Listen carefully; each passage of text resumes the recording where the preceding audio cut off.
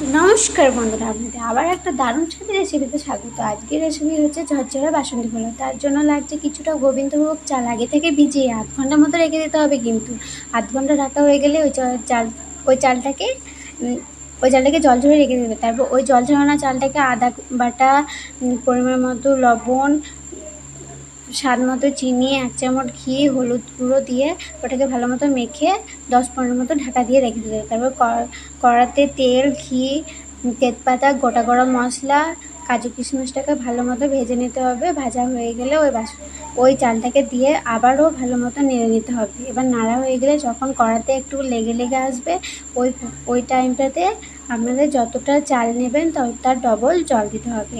এবার তার ডবল জল দেওয়া হয়ে গেলে এবার ওটাকে ঢাকা দিয়ে 5 থেকে 6 মিনিট পর খুলে দেখবেন বাসন্তী পোলাও একদম রেডি।